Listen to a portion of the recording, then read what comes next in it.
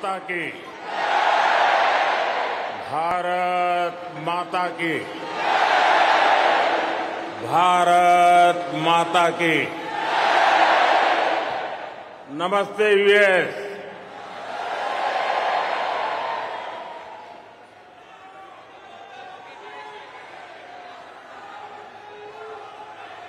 अब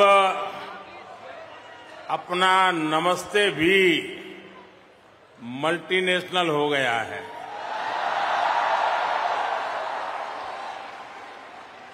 लोकल से ग्लोबल हो गया।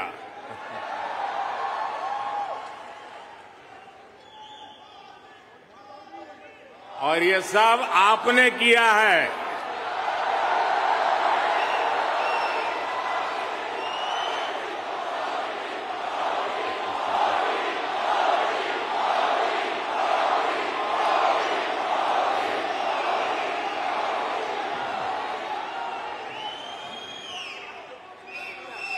अपने दिल में भारत को बसाकर रखने वाले हर भारतीय ने ये किया है। साथियों, यहां आप इतनी दूर दूर से आए हैं। कुछ पुराने चेहरे हैं, कुछ नए चेहरे हैं। आपका यह प्यार, ये मेरा बहुत बड़ा सौभाग्य है।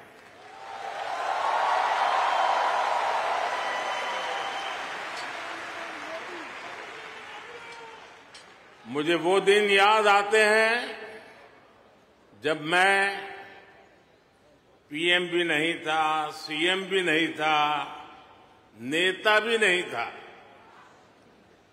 उस समय एक जिज्ञासु के तौर पर यहां आप सबके बीच आया करता था। इस धरती को देखना, इसे समझना, मन में कितने ही सवाल लेकर के आता था। जब मैं किसी पद पर नहीं था, उससे पहले भी मैं अमेरिका के करीब करीब 29 स्टेट्स में दौरा कर चुका था।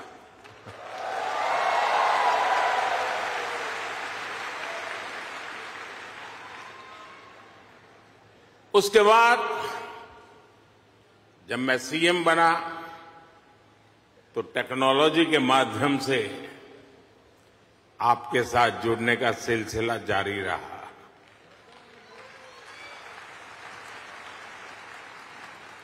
पीएम रहते हुए मैंने आपसे अपार स्नेह पाया है, अपनत्व पाया है। 2014 में मेडिसन स्क्वायर,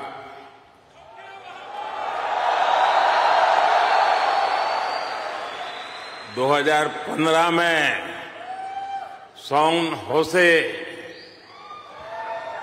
2019 में ह्यूस्टन, 2023 में वाशिंगटन और अब 2024 में न्यूयॉर्क।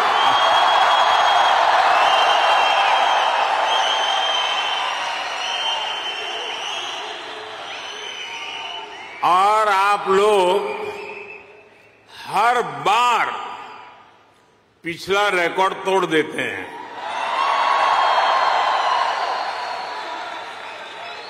साथियों, मैं हमेशा से आपके सामर्थ्य को, भारतीय डायस्पोरा के सामर्थ्य को समझता रहा हूं। जब मेरे पास कोई सरकारी पद नहीं था, तब भी समझता था और आज भी समझता हूं।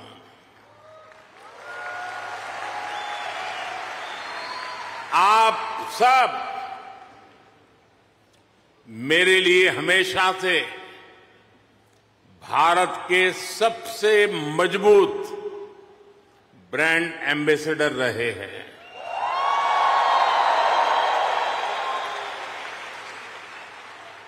और इसलिए मैं आप सबको राष्ट्रदूत कहता हूं।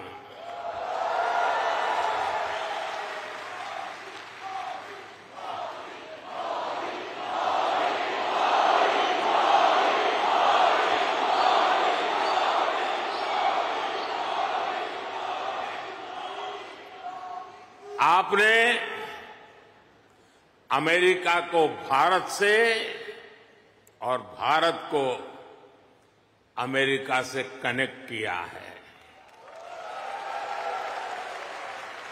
आपका स्किल, आपका टैलेंट, आपका कमिटमेंट, इसका कोई मुकाबला नहीं है।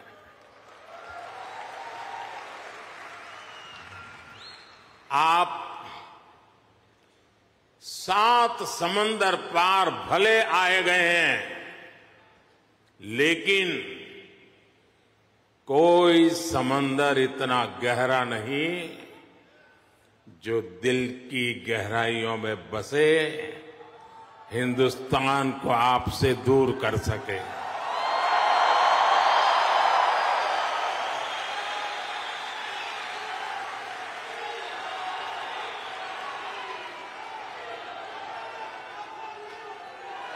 मां भारती ने जो हमें सिखाया है वो हम कभी भी भूल नहीं सकते। हम जहां भी जाते हैं सबको परिवार मानकर उनसे घुल मिल जाते हैं। डायवर्सिटी को समझना, डायवर्सिटी को जीना, उसे अपने जीवन में उतारना, ये हमारे संस्कारों में है, हमारी रगों में है।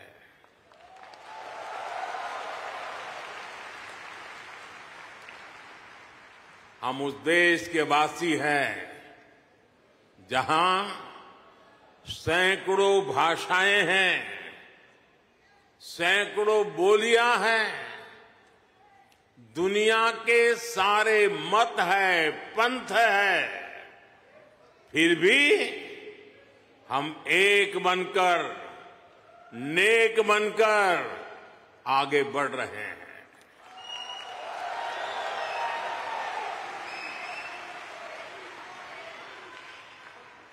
यहां इस हॉल में ही देखिए, कोई तमिल बोलता है, कोई तेलुगु,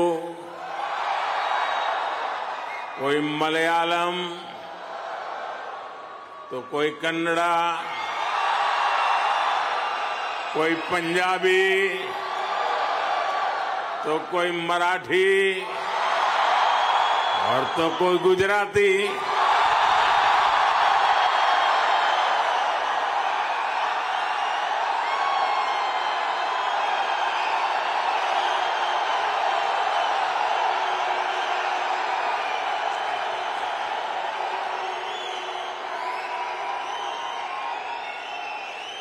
भाषा अनेक है, लेकिन भाव एक है,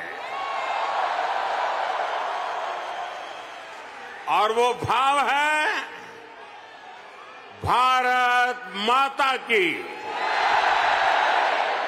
वो भाव है भारतीयता। दुनिया के साथ जुड़ने के लिए ये हमारी सबसे बड़ी स्ट्रेंथ है, सबसे बड़ी ताकत है। यही वैल्यूज हमें सहज रूप से ही विश्व बंधु बनाती है।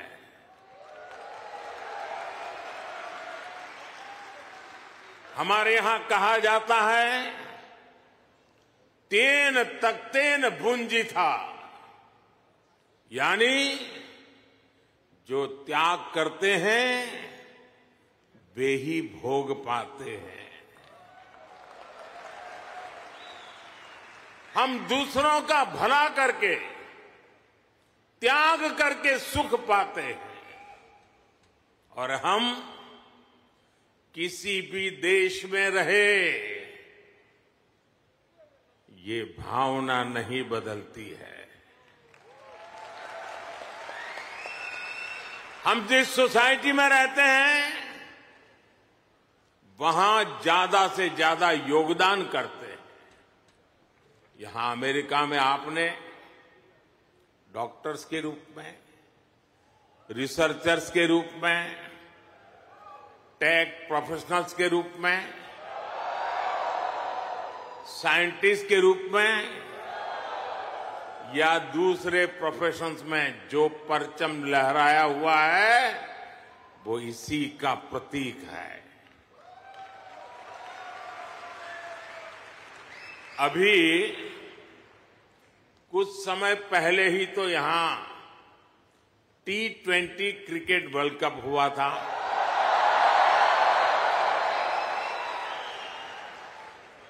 और यूएसए की टीम क्या गजब खेली और उस टीम में यहां रह रहे भारतीयों का जो योगदान था वो भी दुनिया ने देखा है।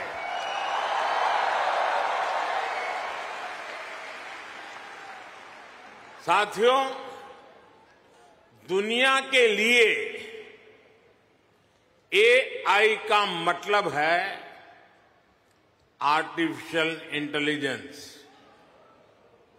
लेकिन मैं मानता हूं कि AI का मतलब है अमेरिकन इंडियन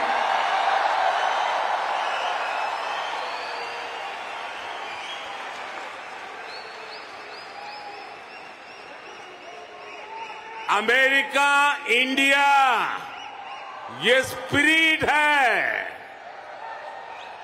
और वही तो नई दुनिया का AI पावर है।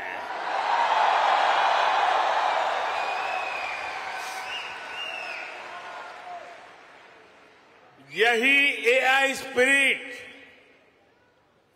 भारत अमेरिका रिश्तों को नई ऊंचाई दे रहा है। मैं आप सभी को, इंडियन डायस्पोरा को सैल्यूट करता हूं।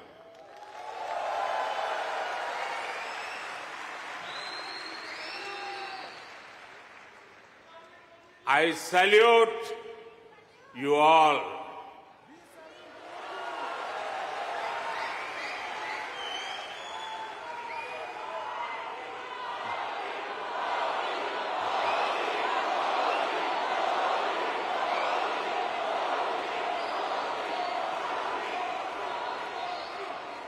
साथियों, मैं दुनिया में जहां भी जाता हूं, हर लीडर के मुंह से भारतीय डायस्पोरा की तारीफ ही सुनता हूं।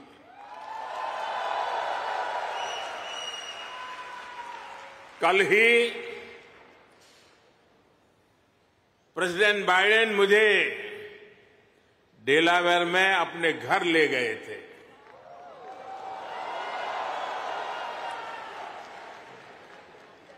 उनकी आत्मीयता, उनकी गर्मजोशी मेरे लिए दिल छू लेने वाला मोमेंट रहा।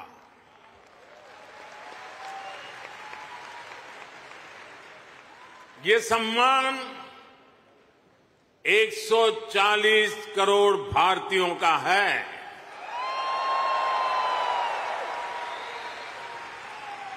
ये सम्मान आपका है, आपके पुरुषार्थ का है।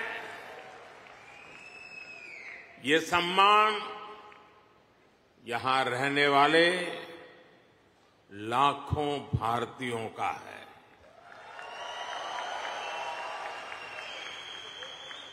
मैं प्रेसिडेंट बाइडेन का आभार करूंगा और साथ ही आपका भी आभार व्यक्त करूंगा।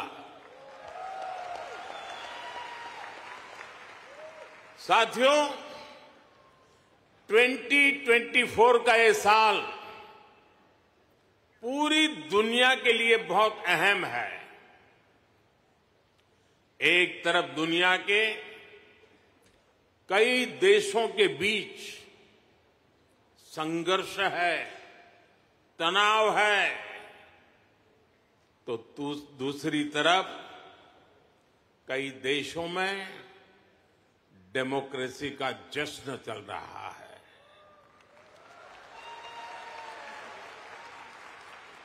भारत और अमेरिका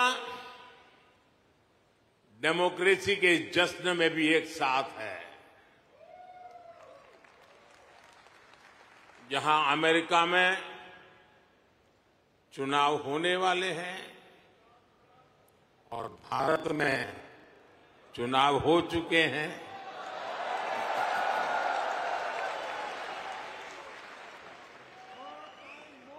भारत में हुए ये इलेक्शन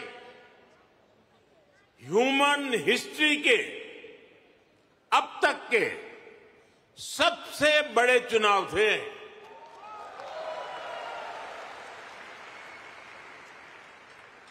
आप कल्पना कर सकते हैं, अमेरिका की कुल आबादी से भी करीब 2 गुने वोटर्स, इतना ही नहीं, पूरे यूरोप की कुल आबादी से ज्यादा वोटर्स, इतने सारे लोगों ने भारत में अपना वोट डाले।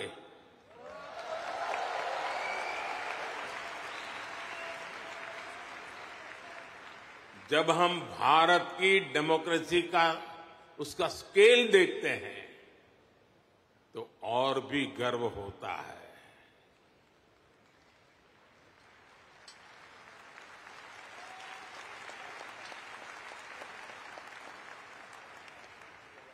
तीन महीने का पोलिंग प्रोसेस,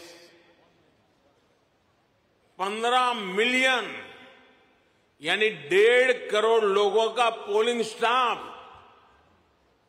1 मिलियन यानी 10 लाख से ज्यादा पोलिंग स्टेशन, 2,500 से ज्यादा पॉलिटिकल पार्टीज,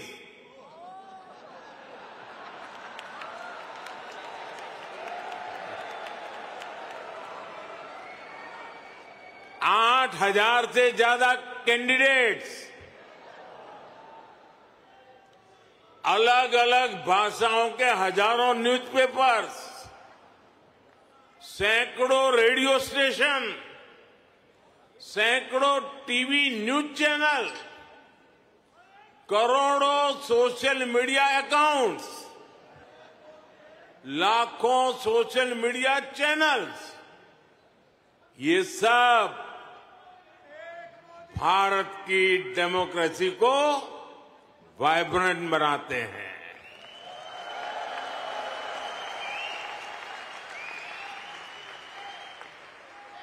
ये फ्रीडम ऑफ एक्सप्रेशन के विस्तार का दौर है। इस लेवल की स्क्रूटनी से होकर हमारे देश की चुनावी प्रक्रिया गुजरती है। और साथियों, इस लंबी चुनावी प्रक्रिया से गुजरकर इस बार भारत में कुछ अभूतपूर्व हुआ है। क्या हुआ है? क्या हुआ है? क्या हुआ है? क्या हुआ है? अब की बार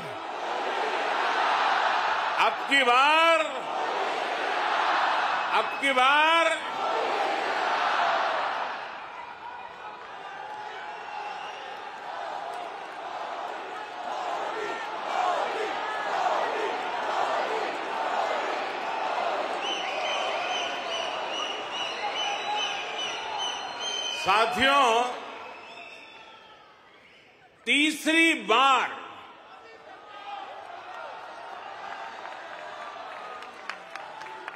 हमारी सरकार की वापसी हुई है।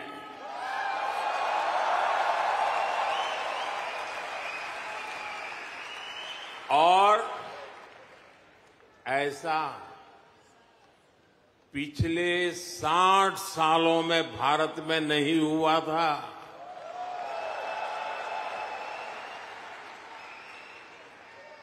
भारत की जनता ने ये जो नया मैंडेट दिया है, उसके मायने बहुत है और बहुत बड़े भी हैं। ये तीसरे टर्म में हमें बहुत बड़े लक्ष्य साधने हैं।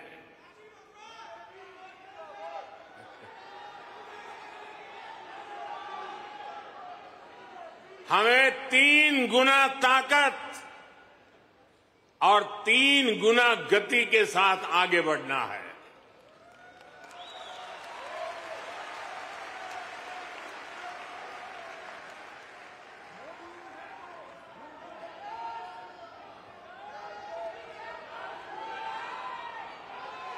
आपको एक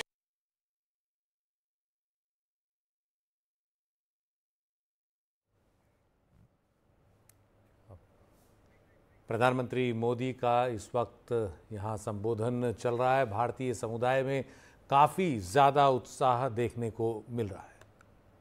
और मैं पुष्प को डिफाइन करता हूं, P for progressive Bharat, you for unstoppable Bharat, S for spiritual Bharat, H for humanity first को समर्पित Bharat, P for prosperous Bharat, यानी पुष्प। पुष्प की 5 पंखुड़ियों को मिलाकर ही विकसित भारत बनाएंगे।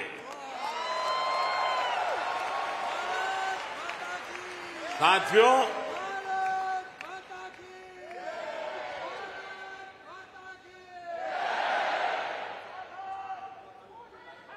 मैं भारत का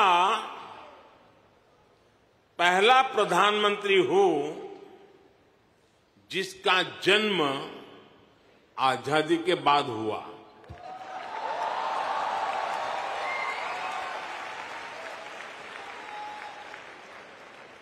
आजादी के आंदोलन में करोड़ों भारतीयों ने स्वराज के लिए जीवन खपा दिया था। उन्होंने अपना हित नहीं देखा, अपने कंफर्ट जोन की चिंता नहीं की। वो तो बस देश की आजादी के लिए सब कुछ भूलकर अंग्रेजों से लड़ने चल पड़े थे। उस सफर में किसी को फांसी का फंदा मिला, किसी के शरीर को गोलियों से भून दिया गया, कोई यातनाएं सहते हुए जेल में ही गुजर गया, कईयों की जवानी जिंदगी जेल में खप गई। साथियों, हम देश के लिए मर नहीं पाए, लेकिन हम देश के लिए जरूर जी सकते हैं।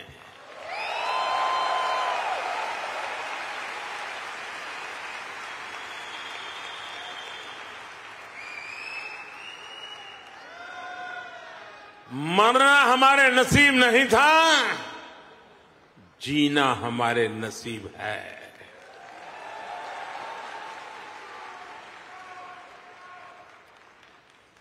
पहले दिन से मेरा मन और मेरा मिशन एकदम क्लियर रहा है। मैं स्वराज के लिए जीवन नहीं दे पाया, लेकिन मैंने तय किया सुराज और समृद्ध भारत के लिए जीवन समर्पित करूंगा।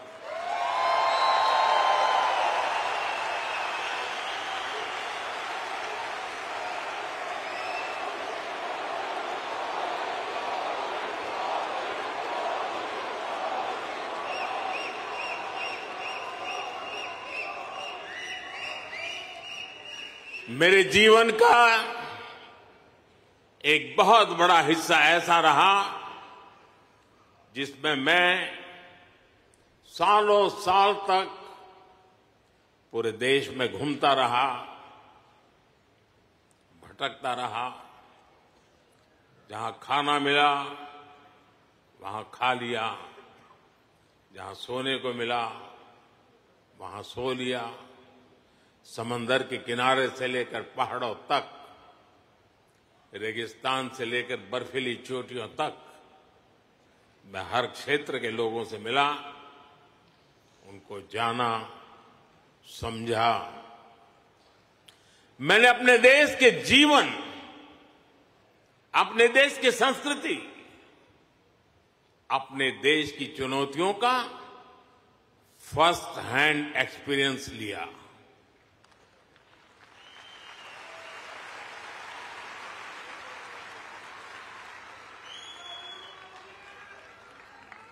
वो भी एक वक्त था जब मैंने अपनी दिशा कुछ और तय की थी, लेकिन नियति ने मुझे राजनीति में पहुंचा दिया। कभी नहीं सोचा था कि एक दिन चीफ मिनिस्टर बनूंगा, और बना तो गुजरात का लॉन्गेस्ट सर्विंग चीफ मिनिस्टर बन गया। 13 साल तक गुजरात का चीफ मिनिस्टर रहा। इसके बाद लोगों ने प्रमोशन देकर मुझे प्राइम मिनिस्टर बना दिया।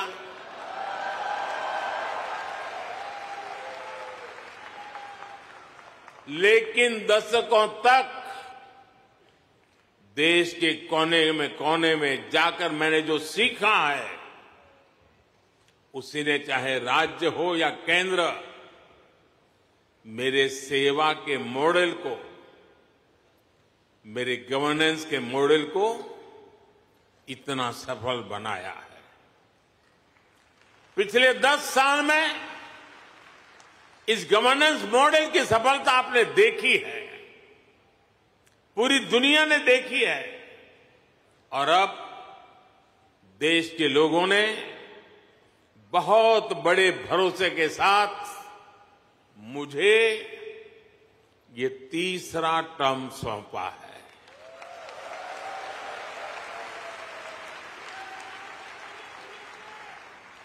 ये थर्ड टर्म में मैं 3 गुना ज्यादा दायित्व बोध के साथ आगे बढ़ रहा हूं। साथियों, आज भारत दुनिया के सबसे युवा देशों में से एक है। भारत एनर्जी से भरा हुआ है, सपनों से भरा हुआ है।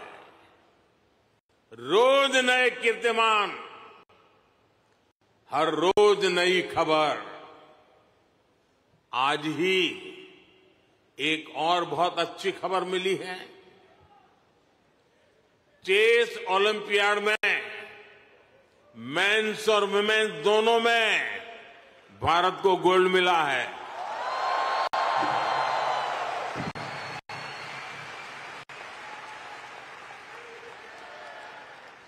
लेकिन एक और बात बताऊं, जब ज्यादा तालियां बजानी पड़ेगी। ये लगभग 100 साल के इतिहास में पहली बार हुआ है।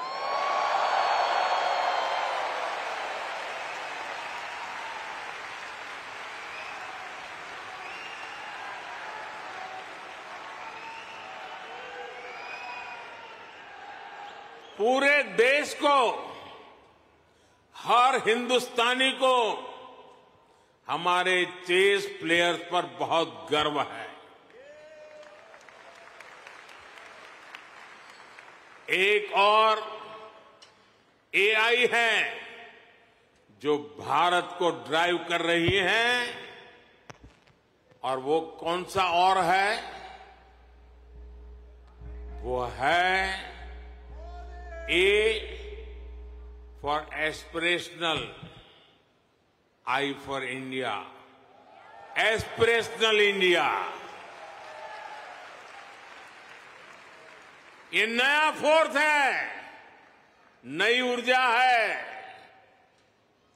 आज करोड़ों भारतीयों की एस्पिरेशन भारत की ग्रोथ को ड्राइव कर रही है।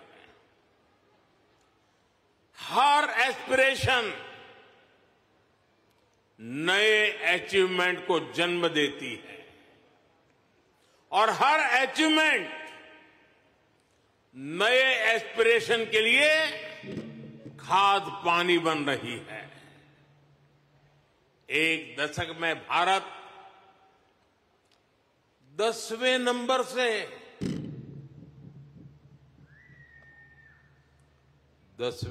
से 5वें नंबर की इकोनॉमी बन गया।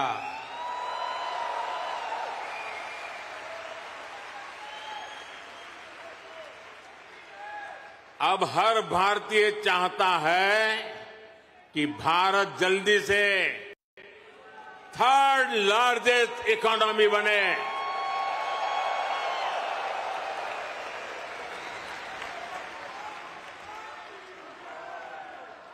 आज देश के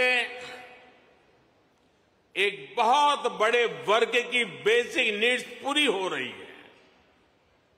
पिछले 10 साल में करोड़ों लोगों को क्लीन कुकिंग गैस की सुविधा मिली है।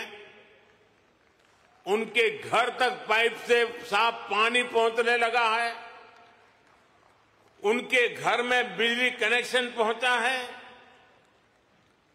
उनके लिए करोड़ों टॉयलेट्स बने हैं। ऐसे करोड़ों लोग अब क्वालिटी लाइफ चाहते हैं। साथियों, अब भारत के लोगों को सिर्फ रोड नहीं, उन्हें शानदार एक्सप्रेस वे चाहिए। अब भारत के लोगों को सिर्फ रेल कनेक्टिविटी नहीं, उन्हें हाई स्पीड ट्रेन चाहिए। भारत के हर शहर की अपेक्षा है उसके यहां मेट्रो चले। भारत के हर शहर की अपेक्षा है उसका अपना एयरपोर्ट हो। देश का हर नागरिक, हर गांव शहर चाहता है कि उसके यहां दुनिया की बेस्ट सुविधाएं हो, और इसका नतीजा हम देख रहे हैं। 2014 में भारत के सिर्फ 5 शहरों में मेट्रो थी। आज 23 शहरों में मेट्रो है। आज दुनिया का दूसरा सबसे बड़ा मेट्रो नेटवर्क भारत में है, और इसका हर दिन विस्तार हो रहा है। साथियों, 2014 में भारत के सिर्फ 70 शहरों में, 70 शहरों में एयरपोर्ट्स थे। आज 140 से ज्यादा शहरों में एयरपोर्ट्स है। –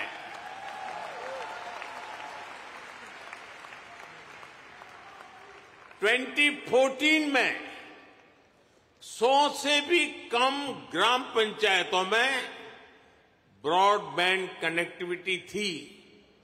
100 से भी कम।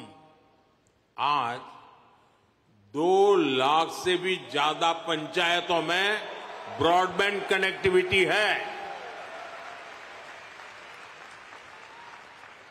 2014 में भारत में 140 मिलियन यानी 14 करोड़ के आसपास एलपीजी कंज्यूमर थे। आज भारत में 310 मिलियन यानी 31 करोड़ से ज्यादा एलपीजी कंज्यूमर है। जिस काम में पहले सालों लग जाते थे, वो काम अब महीनों में खत्म हो रहा है।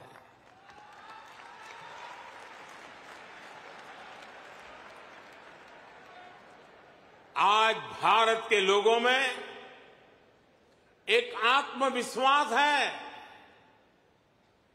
एक संकल्प है, मंजिल तक पहुंचने का इरादा है। भारत में डेवलपमेंट एक पीपल्स मूवमेंट बन रहा है और हर भारतीय विकास के इस मूवमेंट में बराबर का पार्टनर बन गया है। उसे भरोसा है भारत की सफलता पर, भारत की उपलब्धियों पर। साथियों, भारत आज लैंड ऑफ अपॉर्चुनिटीज है, अवसरों की धरती है।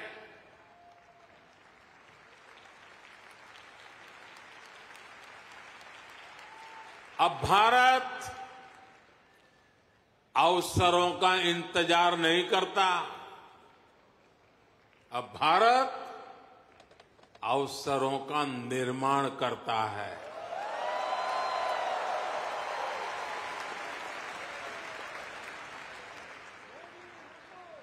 बीते 10 साल में भारत ने हर सेक्टर में अपॉर्चुनिटीज का एक नया लॉन्चिंग पैड तैयार किया है।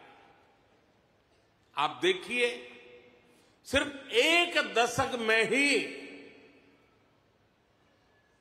और ये बात आप सबको गर्व देगी, सिर्फ 1 दशक में ही 25 करोड़ लोग, 1 दशक में ही 25 करोड़ लोग गरीबी से बाहर निकले हैं।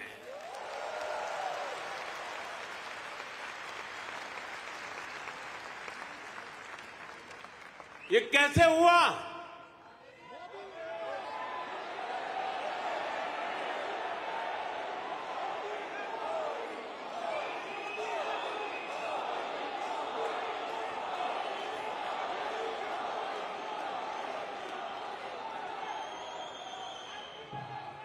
ये इसलिए हुआ, हमने पुरानी सोच बदली, अप्रोच बदली। हमने गरीब को एम्पावर करने पर फोकस किया।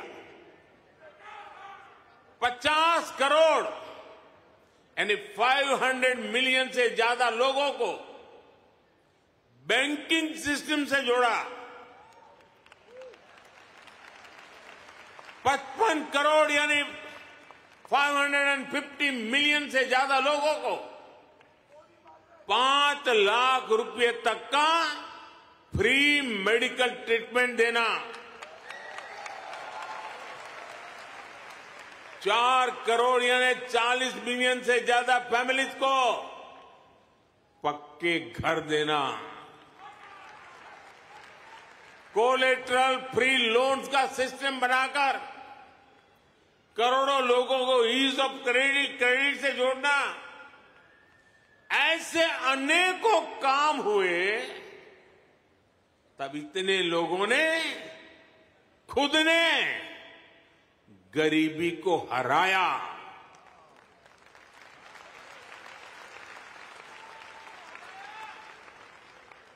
और वो गरीबी से निकल करके आज यही नियो मिडिल क्लास भारत के डेवलपमेंट को तेज गति दे रहा है। साथियों, हमने विमेन वेलफेयर के साथ ही विमेन लेड डेवलपमेंट पर फोकस किया है।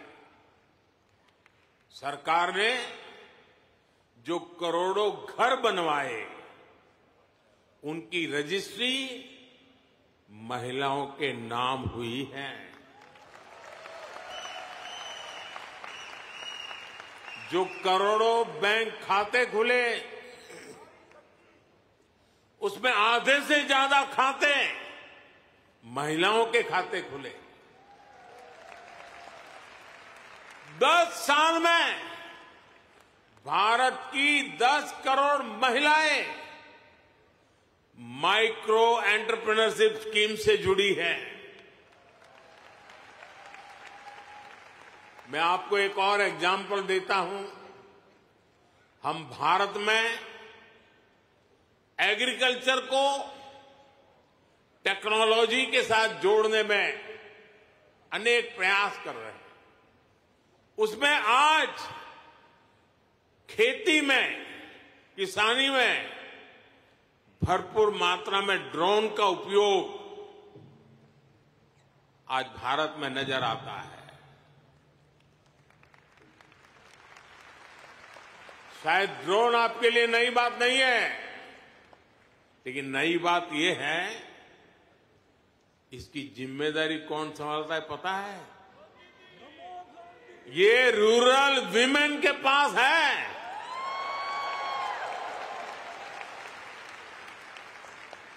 हम हजारों महिलाओं को ड्रोन पायलट्स बना रहे हैं। एग्रीकल्चर में टेक्नोलॉजी का ये बहुत बड़ा रिवॉल्यूशन गांव की महिलाएं लेकर आ रही है। साथियों, जो एरियाज पहले निग्लेक्टेड थे, वो आज देश की प्रायोरिटी है। आज भारत जितना कनेक्टेड है, उतना पहले कभी नहीं रहा। आप हैरान होंगे, आज भारत का 5G मार्केट, बताऊं? बुरा नहीं लगेगा ना? आज भारत का 5G मार्केट अमेरिका से भी बड़ा हो चुका है।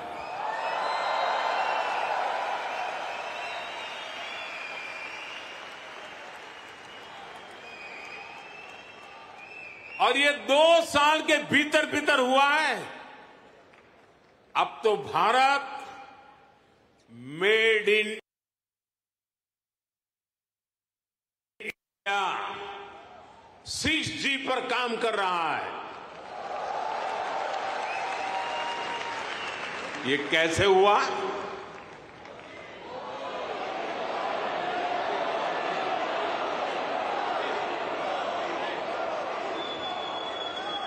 ये इसलिए हुआ क्योंकि हमने इस सेक्टर को आगे बढ़ाने के लिए पॉलिसीज बनाई।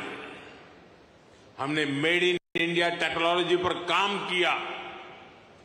हमने सस्ते डेटा पर मोबाइल फोन मैन्युफैक्चरिंग पर फोकस किया। आज दुनिया का करीब करीब हर बड़ा mobile brand made in India है। आज भारत दुनिया का दूसरा सबसे बड़ा मोबाइल मैन्युफैक्चरर है।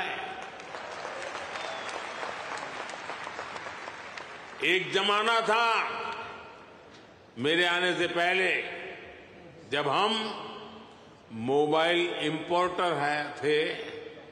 आज हम मोबाइल एक्सपोर्टर बन गए हैं।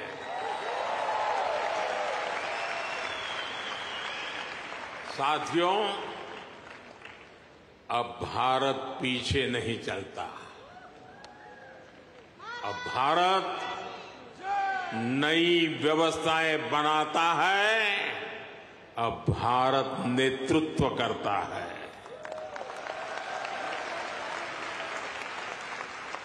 भारत ने डिजिटल पब्लिक इंफ्रास्ट्रक्चर डीपीआई का नया कंसेप्ट दुनिया को दिया है। डीपीआई ने इक्वेलिटी को प्रमोट किया है। ये करप्शन को कम करने का भी बहुत बड़ा माध्यम बन गया है। भारत का यूपीआई आज पूरी दुनिया को आकर्षित कर रहा है।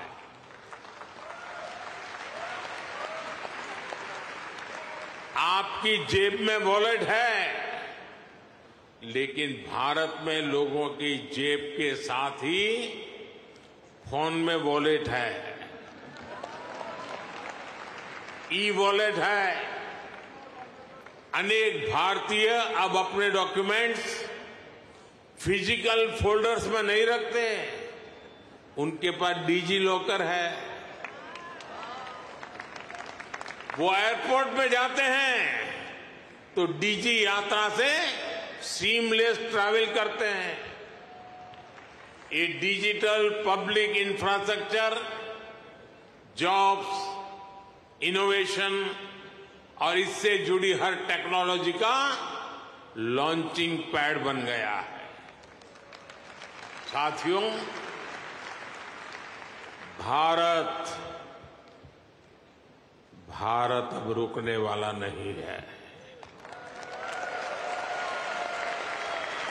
भारत अब थमने वाला नहीं है। भारत चाहता है दुनिया में ज्यादा से ज्यादा device made in India chip पर चलें। हमने सेमीकंडक्टर सेक्टर को भी भारत की तेज ग्रोथ का आधार बनाया है। पिछले साल जून में भारत ने सेमीकंडक्टर सेक्टर के लिए इंसेंटिव घोषित किए थे। इसके कुछ ही महीनों बाद माइक्रोन की पहली सेमीकंडक्टर यूनिट का शिलान्यास भी हो गया।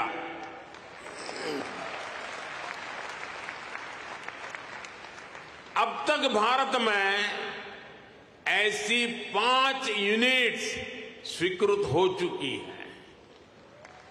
वो दिन दूर नहीं जब आप मेड इन इंडिया चिप यहां अमेरिका में भी देखेंगे। ये छोटी सी चिप विकसित भारत की उड़ान को नई ऊंचाई पर ले जाएगी। और ये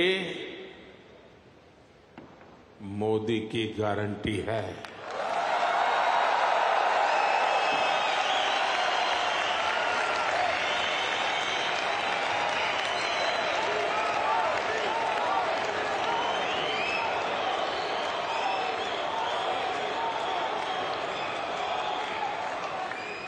साथियों, आज भारत में रिफॉर्म्स के लिए जो कन्विक्शन, जो कमिटमेंट है, वो अभूतपूर्व है। हमारा ग्रीन एनर्जी ट्रांजिशन प्रोग्राम इसका बहुत बड़ा उदाहरण है। दुनिया की 17% पॉपुलेशन होने के बावजूद ग्लोबल कार्बन एमिशन में भारत की हिस्सेदारी सिर्फ 4% है। दुनिया को बर्बाद करने में हमारा कोई रोल नहीं है।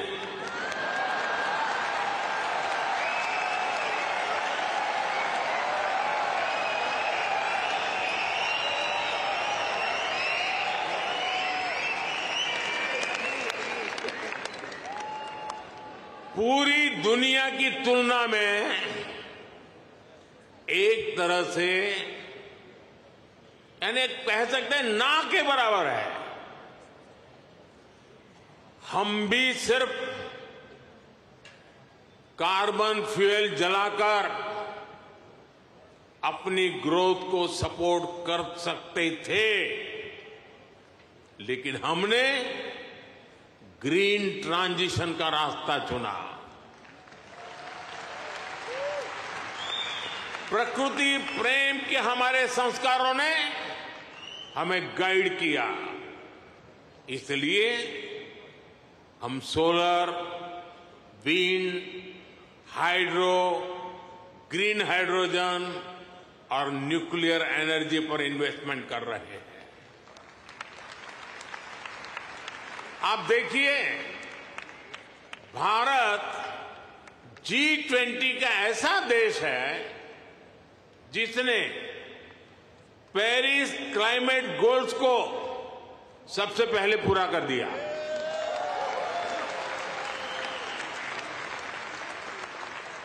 दो 2014 के बाद से भारत ने अपनी सोलर एनर्जी इंस्टॉल कैपेसिटी को 30 गुना से ज्यादा बढ़ाया है।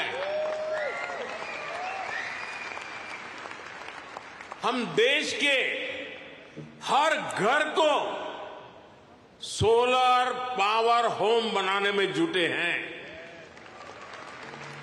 इसके लिए रूफटॉप सोलर का बहुत बड़ा मिशन हमने शुरू किया है।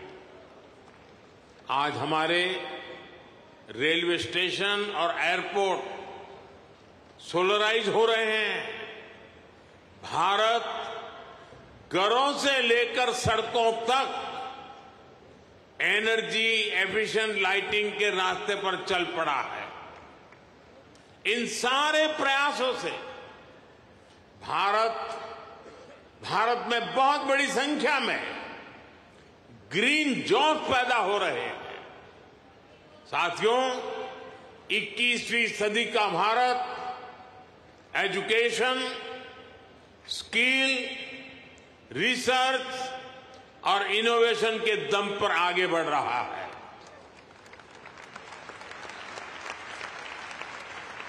आप सभी नालंदा यूनिवर्सिटी के नाम से परिचित है।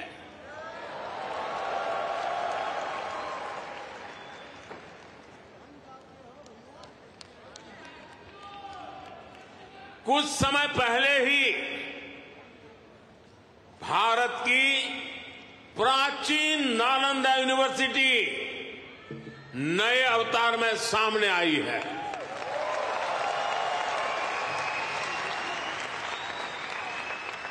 आज सिर्फ यूनिवर्सिटी को ही नहीं, बल्कि नालंदा स्पिरिट को भी रिवाइव कर रहा है।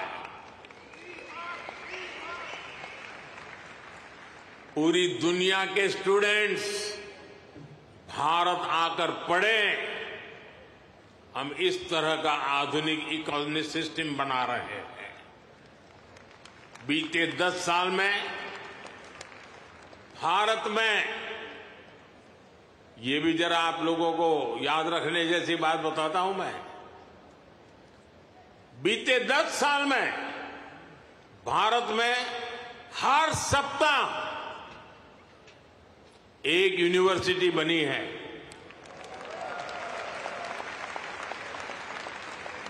हर दिन 2 नए कॉलेज बने हैं। हर दिन एक नई आईटीआई की स्थापना हुई है। 10 साल में ट्रिपल आईटी की संख्या 9 से बढ़कर 25 हो चुकी है। आईआईएम्स की संख्या 13 से बढ़कर 21 हो चुकी है। एम्स की संख्या 3 गुना बढ़कर 22 हो चुकी है। 10 साल में मेडिकल कॉलेजों की संख्या भी लगभग 2 गुनी हो चुकी है। टॉप ग्लोबल यूनिवर्सिटीज भी आज भारत आ रहा है, भारत का नाम है। अभी तक दुनिया ने भारत के डिजाइनर्स का दम देखा, अब दुनिया डिजाइन इन इंडिया का जलवा देखेगी। साथियों, आज हमारी साझेदारी पूरी दुनिया के साथ बढ़ रही है। पहले भारत सबसे समान दूरी की नीति पर चलता था, इक्वल डिस्टेंस। अब भारत सबसे समान नजदीकी की नीति पर चल रहा है।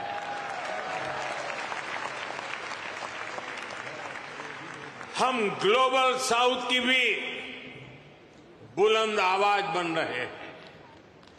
आपने देखा होगा, भारत की पहल पर G20 समिट में अफ्रीकन यूनियन को स्थायी सदस्यता मिली। आज जब भारत ग्लोबल प्लेटफॉर्म पर कुछ कहता है तो दुनिया सुनती है।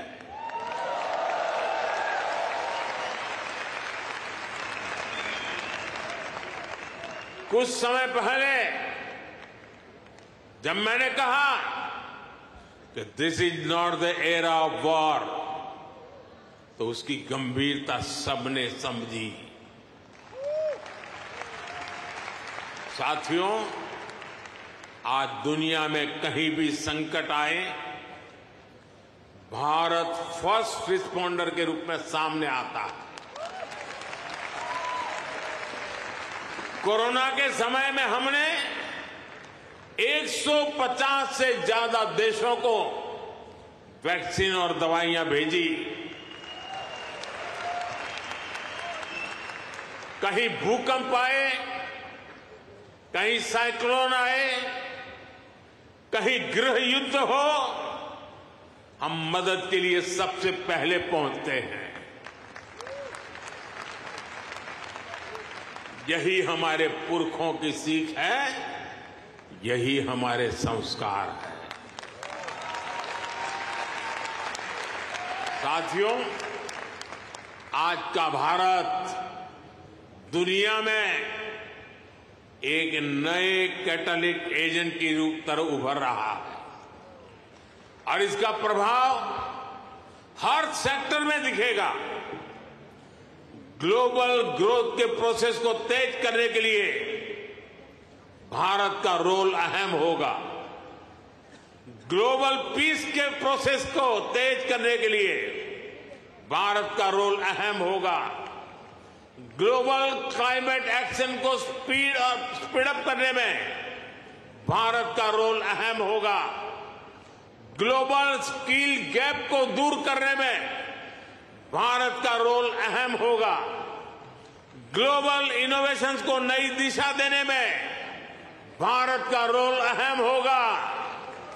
ग्लोबल सप्लाई चेन में स्टेबिलिटी के लिए भारत का भूमिका अहम होगा।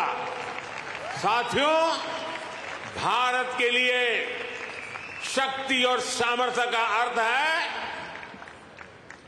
भारत के लिए शक्ति और सामर्थ्य का अर्थ है ज्ञानाय, दानाय, च रक्षणाय। यानी knowledge is for sharing, wealth is for caring, power is for protecting.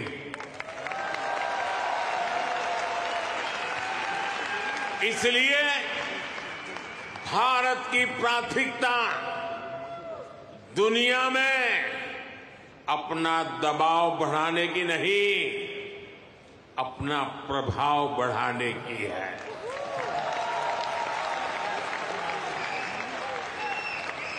हम आग की तरह जलाने वाले नहीं, हम सूरज के किरण की तरह रोशनी देने वाले लोग हैं।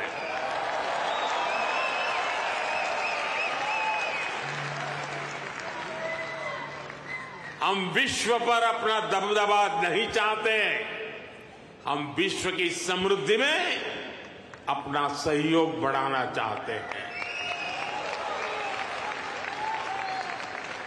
योग को बढ़ावा देना हो, सुपर फूड मिलेट्स को बढ़ावा देना हो, मिशन लाइफ यानी लाइफ स्टाइल फॉर एनवायरमेंट का विजन हो, भारत जीडीपी सेंट्रिक ग्रोथ के साथ ही ह्यूमन सेंट्रिक ग्रोथ को भी प्राथमिकता दे रहा है।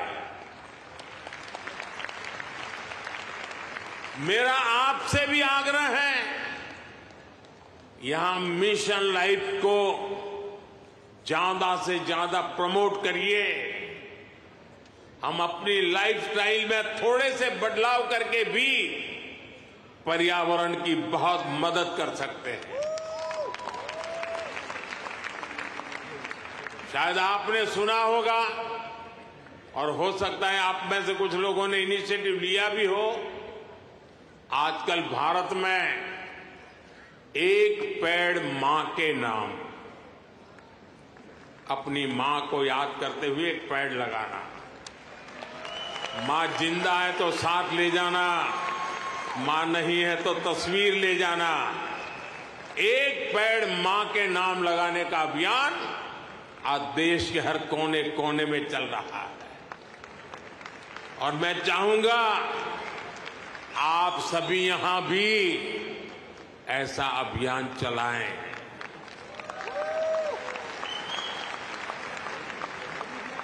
यह हमारी जन्मदाता मां और धरती मां दोनों का यश बढ़ाएगा। साथियों, आज का भारत बड़े सपने देखता है, बड़े सपनों का पीछा करता है। अभी कुछ दिन पहले ही पेरिस ओलंपिक खत्म हुए हैं। अगले ओलंपिक्स का होस्ट यूएसए है। जल्द ही आप भारत में भी ओलंपिक्स के साक्षी बनेंगे।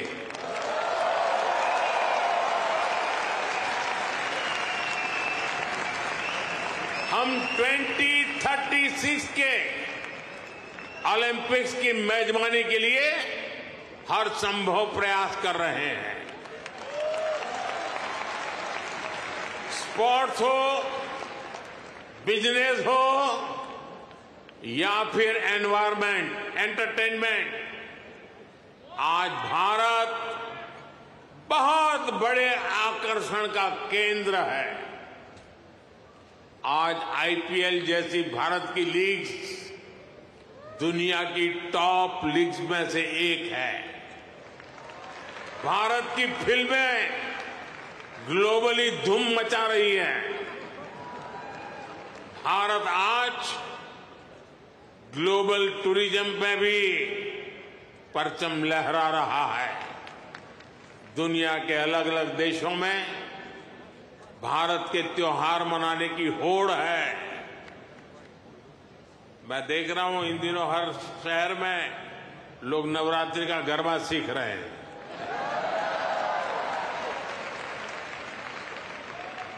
ये भारत के प्रति उनका प्यार है।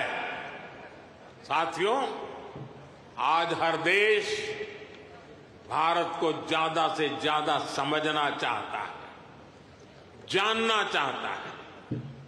आपको एक और बात जानकर खुशी होगी, कल ही अमेरिका ने हमारे करीब 300 पुराने जो शिलालेख और मूर्तियां थी जो कभी हिंदुस्तान से कोई चोरी कर गया होगा, कोई 1500 साल पुरानी, कोई 2000 साल पुरानी, 300 शिलालेख और मूर्तियां भारत को लौटाई है।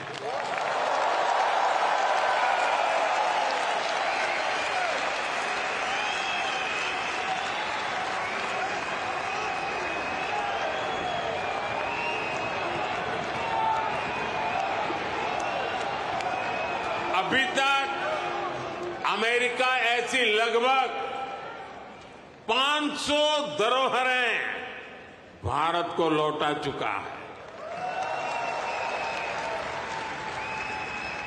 ये कोई छोटी सी चीज लौटाने का विषय नहीं है, ये हमारी हजारों वर्षों की विरासत का सम्मान है,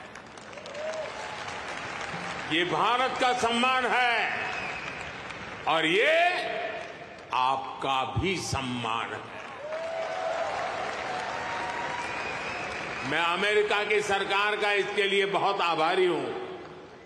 साथियों, भारत और अमेरिका की पार्टनरशिप लगातार मजबूत हो रही है।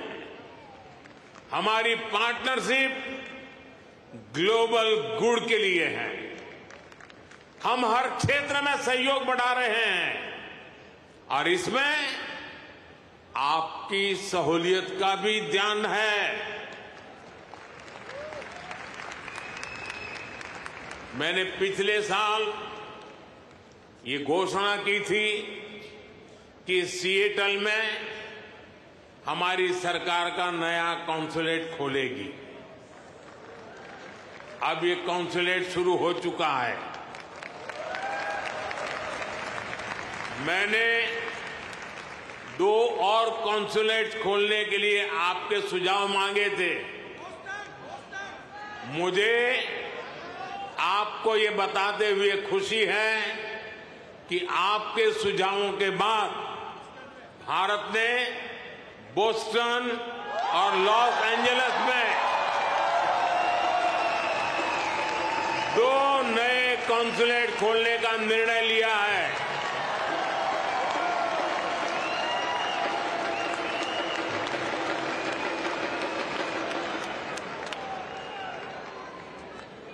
मुझे यूनिवर्सिटी ऑफ ह्यूस्टन में Thiruvalluvar chair of Tamil studies को अनाउंस करने की भी खुशी है। इससे महान तमिल संत थिरुवल्लुवर का दर्शन दुनिया तक पहुंचाने में और मदद मिलेगी। साथियों,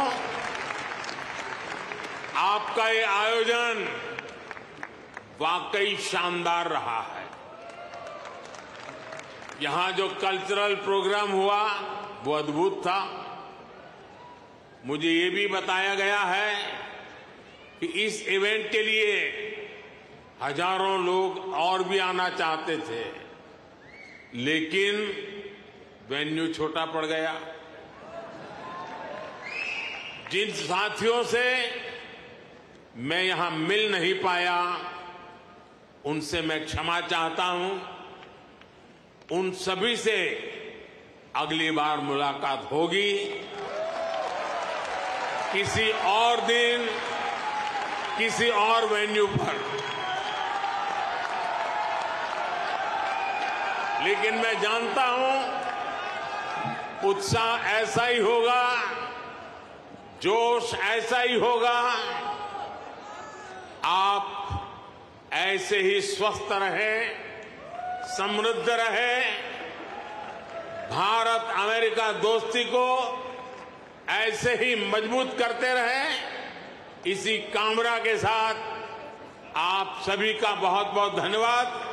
मेरे साथ बोलिए भारत माता की, भारत माता की, भारत माता की। बहुत बहुत धन्यवाद।